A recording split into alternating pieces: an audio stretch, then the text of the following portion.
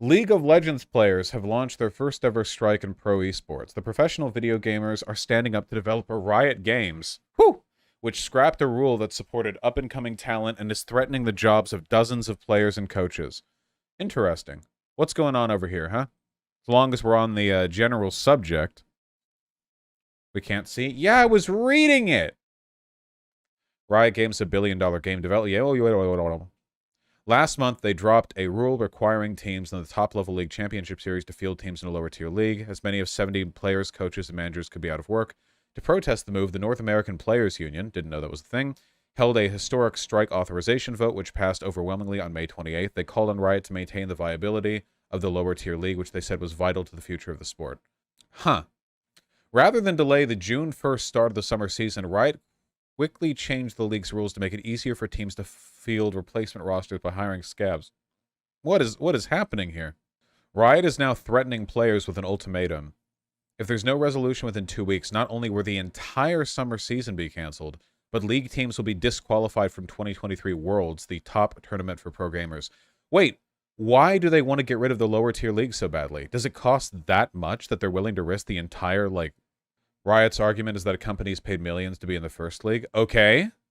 Yeah, I need more context on this. Reported offers for TSM's LCS spot fall well short of league's record sale price. Reflection of the market. For context, TSM, along with other orgs that stayed in or joined the LCS when moving to a franchising model prior to the 2018 season, and paid a flat buy-in fee of $10 million. $10 million?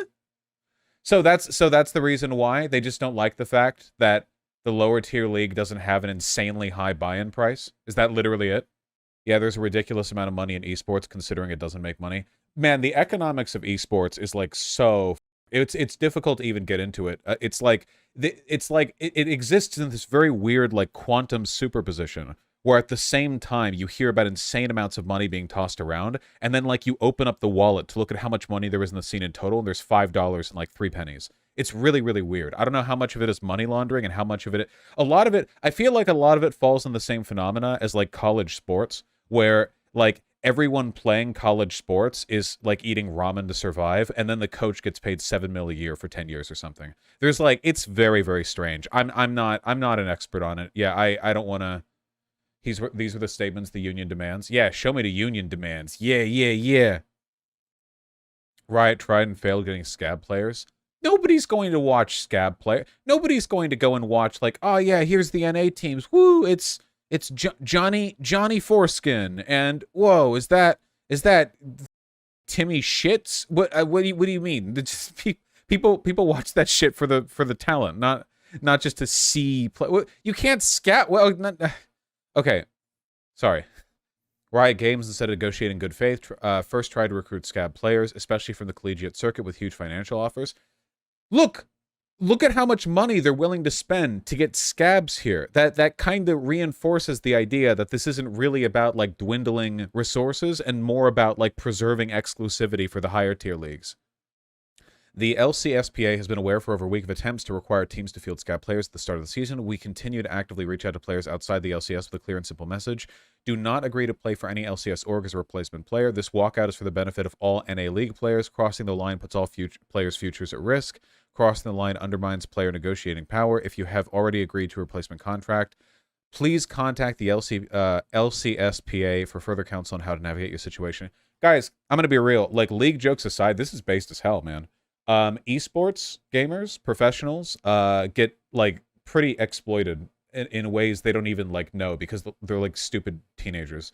You guys, okay, do you guys remember that era? If you pay attention to esports at all, do you remember that era where every once in a while you would hear about you would hear about a new pro gaming house that's in a $40 million mansion somewhere in Anaheim, where people would enter the gaming booth to train nonstop. You notice how you stopped hearing about that a little while afterwards? There is so much weird behind the scenes exploitation because a lot of these pros have a lot of money and they're very young. Literally, some of them are underage. And then you've got 18, 19, 20-year-olds who drop out of college. Some of them drop out of high school to pursue their talent. By the way, I don't think that's wrong. If there's a very real chance of you making millions and you're just oh yeah, get your GED, drop out in early senior, late junior year, pursue it. I get that. Follow your dreams, whatever. But like it also leaves a lot of these young people pretty like not business savvy. I mean, even adults with experience get taken advantage of, fine print in the contracts and such. So it's a scene rife with abuse. And through all of that, to come out and have like a union make clear statements like this, I think that's great. I think that's great. I think that's great. I think that's really exciting. Because I want unions and striking to just be like a normal thing. You know what I mean? In the world, but like in the meantime, in America, the West, whatever, I want like, oh, that thing's not happening because the players are striking. Like, oh yeah, okay, you know, because that happens. Right now, how often does this happen? How often have you been inconvenienced by the strike of a group of workers? Doesn't happen that often. I mean, sometimes, sure, but like striking should be we should always be striking, okay? It's ABS, always be striking. We should always be striking, all right? Mildly irritated at your middle manager, general strike, sectoral strike, shut the city down, shut the country down, shut the planet down, all right? I want the economy's back to be broken over the knee of one 52-year-old mom who was having like foot pain but wasn't allowed to sit down while working at a cash register, okay? That's what I want. I want lots of strikes. And in order for this to happen, all right, we need to normalize stuff like this. I don't want anyone making fun of them because they're league play. Well, hold on.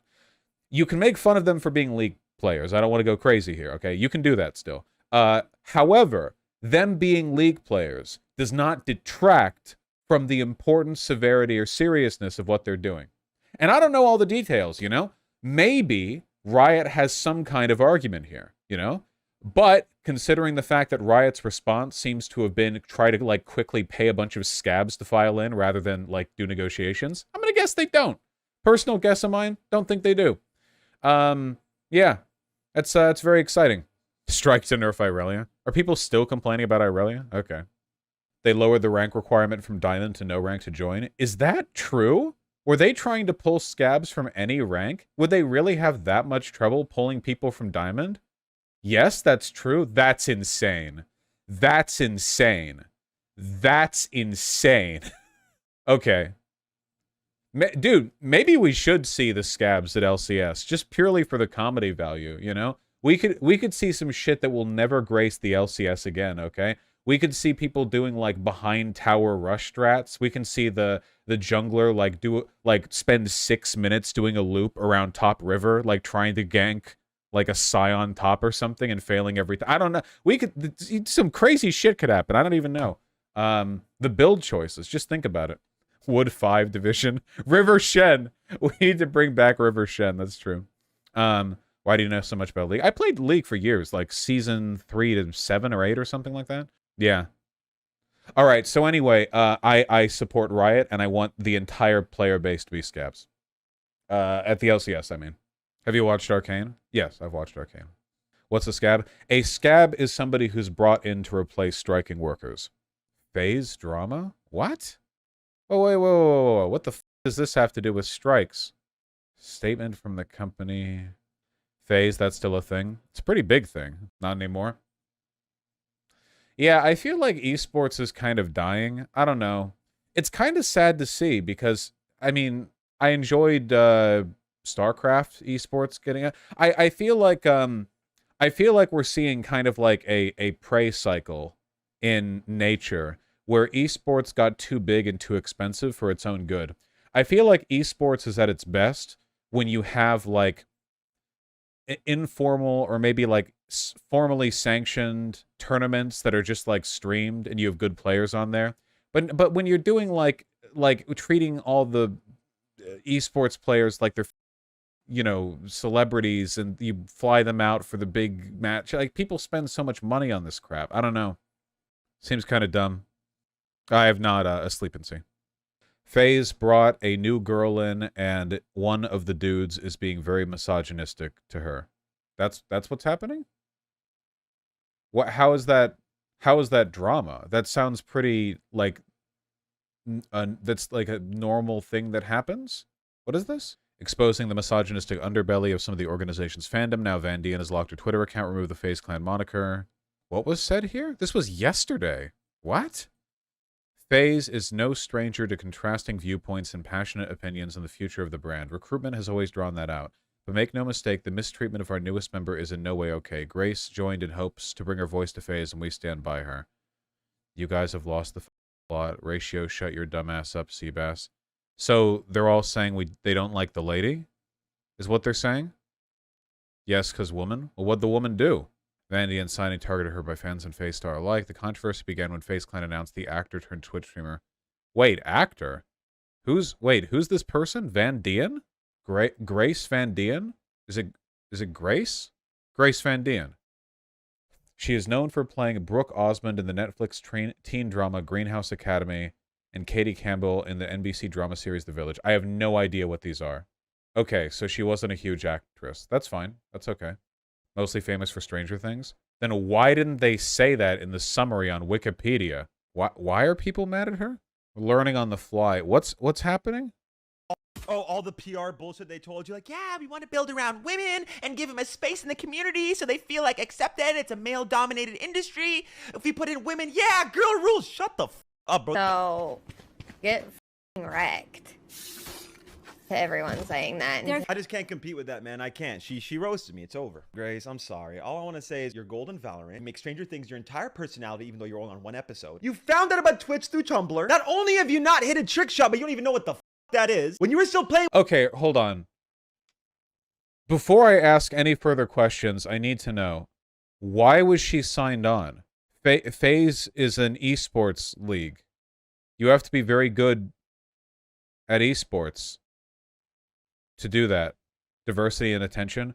Okay, leaving aside the fact that this dude is obviously a retard, isn't that like kind of a stupid idea? They signed on a bunch of people. They had a bunch of rappers join at different points. Oh my god, that's desperate. Why? They hired Snoop Dogg? Well, nobody's going to get mad at Snoop Dogg. Nobody minds Snoop Dogg. She's there to clean their image? Well, that didn't work. It's just a random content house? Okay. Well, I think that their image is maybe doing worse. I don't know. Like, obviously people who watch and are at FaZe hate women, right? When I think of FaZe, the only thing that I think about, like the immediate, like right off the top of my dome thing that I think about is people like doing CSGO clip montages in between them gooning out to like hentai and seething at the fact that 3D women will never look like that. It's all like 12-year-old shit. I don't know. I just think Fortnite, not gonna lie. See, that's you being younger than me, because when I think FaZe, I think like Call of Duty or whatever, but maybe, yeah, I don't know. They're all spiritually 12 years old. I don't know. Full context, she was in Stranger Things apparently, and the guy said he wouldn't even fuck her if he was drunk, and then she brought up the fact that he had overdosed on drugs at some point. Is there even politics here? I don't even know if there's okay, here's my politics assessment, all right? A lot of people who play games are 12 and they hate women. It's kind of complicated why, but it's not good. All right, good, moving on.